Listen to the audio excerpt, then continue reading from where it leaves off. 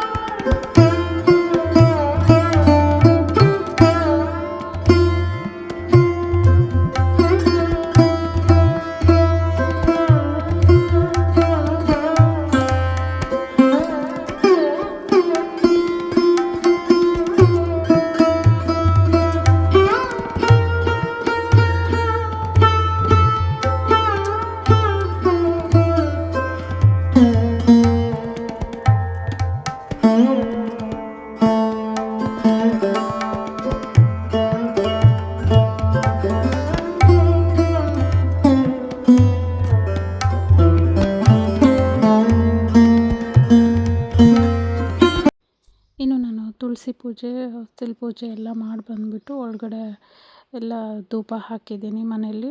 ಮನೇಲಿ ಧೂಪ ಹಾಕೋದು ಮುಗಿದ್ಮೇಲೆ ಉರ್ಲಿ ಬೌಲಿಗೆ ಒಂದು ಸ್ವಲ್ಪ ರೋಸಸ್ ಪೆಟಲ್ ತೊಗೊಂಡು ಹಾಕ್ತಾಯಿದ್ದೀನಿ. ಸುಮ್ಮನೆ ರೋಸಸ್ ಇಟ್ಟರೆ ಚೆನ್ನಾಗಿ ಕಾಣಲ್ಲ, ಈ ಥರ ಹಾಕೋಣ ಅಂತ ಹೇಳ್ಬಿಟ್ಟು ಅದನ್ನೆಲ್ಲ ಬಿಡಿಸ್ಬಿಟ್ಟು ಬರೀ ಪೆಟಲ್ಸ್ ಅಷ್ಟೇ ಹಾಕಿದ್ದೀನಿ ಅದರೊಳಗಡೆ. ಸೊ ಇವಾಗ ಹೋಗಿ ನಾನು ದೇವ್ರ ಮನೇಲಿ ದೀಪ ಮುಡಿಸ್ಕೋತೀನಿ. ಇನ್ನು ನಾನು ತುಳಸಿ ಪೂಜೆ ಆಮೇಲೆ ಹೊಸ್ತಿಲ್ ಪೂಜೆ ಮಾಡಿ ಬಂದುಬಿಟ್ಟು ಒಳಗಡೆ ಡೋರ್ ಹಾಕ್ಕೊಂಡಿದ್ದೀನಿ.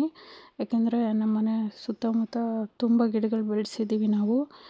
ಅದಾದಮೇಲೆ ಹಿಂದ್ಗಡೆನೂ ಸುಮಾರಷ್ಟು ಗಿಡಗಳಿದೆ, ಅಲ್ಲೆಲ್ಲ ಹಾವುಗಳೆಲ್ಲ ಓಡಾಡುತ್ತೆ. ರೀಸೆಂಟಾಗಿ ಒಂದು ಹಾವು ಬಂದಿತ್ತು. ಸೊ ಹಂಗಾಗಿ ನಾನು ಜಾಸ್ತಿ ಏನು ಡೋರ್ ಓಪನ್ ಮಾಡಿ ಇಡಲ್ಲ. ನಾನು ಹೊರಗಡೆ ಇದ್ದಾಗ ಅಥವಾ ಲಿವಿಂಗ್ ಏರಿಯಾದಲ್ಲಿ ಏನಾದರೂ ಕೂತ್ಕೊಂಡಿದ್ರೆ ಆವಾಗಷ್ಟೇ ಓಪನ್ ಮಾಡ್ತೀನಿ, ಇಲ್ಲಾಂದರೆ ಹಂಗೆ ಕ್ಲೋಸೇ ಇರುತ್ತೆ ಅದು ಯಾವಾಗಲೂ ಡೋರು. ಇನ್ನು ಹಿಂದ್ಗಡೆ ಮೆಶ್ ಡೋರ್ ಇದೆ ಅಲ್ವಾ, ಅದನ್ನೇ ಹಾಕ್ಬಿಟ್ಟು ಓಪನ್ ಮಾಡಿರ್ತೀವಿ ಹಿಂದ್ಗಡೆ ಡೋರನ್ನ. ಸೊ ಹಂಗಾಗಿ ನಮ್ಮ ಮನೇಲಿ ಗಾಳಿ ಎಲ್ಲ ಅದರಿಂದನೇ ಚೆನ್ನಾಗಿ ಬರುತ್ತೆ, ಸಫಿಷಿಯೆಂಟಾಗಿ ಗಾಳಿ. ಸೊ ಇವಾಗ ಪೂಜೆ ಎಲ್ಲ ಮುಗಿಸಿ ನಾನು ತಿಂಡಿ ರೆಡಿ ಮಾಡೋಣ ಅಂತ ಬಂದಿದ್ದೀನಿ. ಇನ್ನು ನನ್ನ ಪೂಜೆ ಬಂದುಬಿಟ್ಟು ಅರೌಂಡ್ 6 ಒಳಗಡೆ ಮುಗೀತು. ಇನ್ನು ಸುಮ್ಮನೆ ನಾರ್ಮಲಾಗಿ ಪೂಜೆ ಮಾಡೋದು ಅಂದರೆ ಮಾಡಿಬಿಡ್ಬೋದು, ಬಟ್ ಈ ವಿಡಿಯೋ ಕ್ಯಾಪ್ಚರ್ ಮಾಡಿಕೊಂಡು ಮಾಡಬೇಕು ಅಂದರೆ ಸ್ವಲ್ಪ ನಾವು ಅಂದ್ಕೊಂಡಿದ್ದಕ್ಕಿಂತ ಮುಂಚೆನೇ ಮಾಡಬೇಕಾಗತ್ತೆ. ನಾವು ಅರೌಂಡ್ 6ಗೆ ಪೂಜೆ ಮಾಡಬೇಕು ಅಂದರೆ 5:30ಗೆಲ್ಲ ಪೂಜೆ ಎಲ್ಲ ರೆಡಿ ಇದ್ರೇ ಮಾಡೋಕ್ಕಾಗೋದು. ಯಾಕಂದರೆ ಮೊಬೈಲ್ ಸೆಟ್ ಮಾಡ್ಕೋಬೇಕು, ಅದು ಬರ್ತಾಯಿದ್ದಾನೆಲ್ಲ ನೋಡಬೇಕು, ಅದಕ್ಕೂ ಒಂದು ಸ್ವಲ್ಪ ಎಕ್ಸ್ಟ್ರಾ ಟೈಮ್ ಆಗುತ್ತೆ. ಹೇಗೆ ಅಂದರೆ ಕೆಲವೊಂದು ಸತಿ ನಾವು ಮಾಡಿಬಿಟ್ಟಿರ್ತೀವಿ ಬಟ್ ವಿಡಿಯೋ ಆನ್ ಮಾಡಿರಲ್ಲ, ಇಲ್ಲ ವಿಡಿಯೋ ಆನಲ್ಲೇ ಇರುತ್ತೆ, ನಮ್ಮ ಪಾಡಿಗೆ ನಾವು ಕೆಲಸ ಮಾಡ್ತಾನೇ ಇರ್ತೀವಿ, ಏನೋ ಒಂದು ಈ ಥರ ಆಗ್ತಾನೇ ಇರುತ್ತೆ. ಇನ್ನು ನಾನಿವತ್ತು ತಿಂಡಿಗೆ ಬಂದುಬಿಟ್ಟು ಆಂಧ್ರ ಸ್ಟೈಲು ಪುಳಿಯೋರ ಮಾಡ್ತಾಯಿದ್ದೀನಿ. ರೆಗ್ಯುಲರಾಗಿ ಪುಳಿಯೋಗರೆ ಅಥವಾ ಚಿತ್ರಾನ್ನ ಮೊಸರನ್ನ ಮಾಡ್ತಿದ್ವಿ. ಇವತ್ತು ಪುಳಿಯೋರ ಮಾಡೋಣ, ತುಂಬ ದಿನ ಆಯಿತು, ತುಂಬ ದಿನ ಅಲ್ಲ, ಆಲ್ಮೋಸ್ಟ್ ಒಂದು 6 ಮಂತ್ಸ್ ಆಯಿತು ನಾನು ಮಾಡಿರಲಿಲ್ಲ. ಸೊ ಮಾಡೋಣ ಅಂಥೇಳಿ ರೆಡಿ ಮಾಡ್ತಾಯಿದ್ದೀನಿ. ಜೊತೆಗೆ ಒಂದು ಸ್ವಲ್ಪ ಶಾವಿಗೆ ಪಾಯಸ ಮಾಡೋಣ ಅಂತ ಅದನ್ನು ರೆಡಿ ಮಾಡ್ತಾಯಿದ್ದೀನಿ. ಒಂದು ಕಡೆಗೆ ತಿಂಡಿ ರೆಡಿ ಆಗ್ತಾಯಿದೆ, ಇನ್ನೊಂದು ಕಡೆ ನನ್ನ ಮಕ್ಕಳು ಸ್ಕೂಲಿಗೂ ಟೈಮ್ ಆಗ್ತಾಯಿದೆ. ಈಗೇನೆಂದರೆ ಇಲ್ಲಿ ಸ್ಕೂಲ್ ಬಸ್ ಬಂದುಬಿಟ್ಟು ಎಕ್ಸಾಕ್ಟಾಗಿ 8:30ಗೆ ಬಂದುಬಿಡುತ್ತೆ. ಮುಂಚೆ ನಾವು ಇದ್ದಾಗ 9ಗೆ ಬರ್ತಾಯಿತ್ತು, ಅಂದರೆ ಬೇರೆ ಸ್ಕೂಲ್ ಇದ್ವಲ್ಲ ನಾವು ಗಂಗಾವತಿಯಲ್ಲಿ, ಆವಾಗ 9 o'clock ಬರ್ತಾಯಿತ್ತು. ಸೊ ಹಾಗಾಗಿ ನಾವು ಸ್ವಲ್ಪ ಹೆಚ್ಚು ಕಡಿಮೆ ನಡೀತಾಯಿತ್ತು, ಇಲ್ಲ ನಮ್ಮ ಮನೆಯವ್ರು ಆನ್ ದ ವೇ ಬಿಟ್ಟು ಹೋಗ್ತಾಯಿದ್ರು ನಮ್ಮನ್ನು ಸ್ಕೂಲ್ಗೆ. ನಾನು ಅವಾಗ ವರ್ಕ್ ಮಾಡ್ತಿದ್ದರಿಂದ ಎಲ್ಲರೂ ಒಂದೇ ಸತಿ ಹೋಗ್ತಾಯಿದ್ವಿ. ಇವಾಗ ಏನಂದರೆ 8:30ಗೆ ಒಂದು ಸ್ವಲ್ಪ ಕಷ್ಟ ಅನಿಸುತ್ತೆ ಬೇಗ. ನನ್ನ ದೊಡ್ಡ ಮಗಳಿದ್ದು ಅವಳೇನು ರೆಡಿ ಆಗಿಬಿಡ್ತಾಳೆ. ಇನ್ನು ಸಣ್ಣ ಮಗಳಿಗೆ ಎಬ್ಬಿಸ್ಬಿಟ್ಟು ನಮ್ಮ ಮನೆಯವರು ಸ್ನಾನ ಮಾಡಿಸಿ ರೆಡಿ ಮಾಡ್ತಾರೆ, ಅವಳಿಗೆ ತಿಂಡಿ ತಿನ್ನಿಸಿ ಇನ್ನು ಬಸ್ಸಿಗೆ ಬಿಡ್ತೀವಿ ನಾವು. ಇನ್ನು ಇವತ್ತು ನಮ್ಮ ಗಾರ್ಡನಲ್ಲಿ ಬಂದುಬಿಟ್ಟು ತುಂಬ ಲಿಲ್ಲಿ ಫ್ಲವರ್ಸ್ ಆಗಿತ್ತು, ಅದರದ್ದು ಒಂದು ವಿಡಿಯೋ ಮಾಡ್ಕೊಂಡಿದ್ದೀನಿ ನಾನು. ಸೊ ಇಷ್ಟೇ ಫ್ರೆಂಡ್ಸ್ ಇವತ್ತಿನ ವಿಡಿಯೋ. ಈ ವಿಡಿಯೋ ಏನಾದರೂ ನಿಮ್ಗೆ ಇಷ್ಟ ಆಗಿದ್ದರೆ ದಯವಿಟ್ಟು ಲೈಕ್ ಮಾಡಿ, ಶೇರ್ ಮಾಡಿ, ಹಾಗೆ ಹೊಸದಾಗಿ ಯಾರಾದರೂ ನನ್ನ ಚಾನಲ್ ನೋಡಿದರೆ ಸಬ್ಸ್ಕ್ರೈಬ್ ಮಾಡಿಕೊಡಿ ಅಂತ ಕೇಳ್ಕೊತಾ, thank you so much for watching my vlog. See you in the next vlog.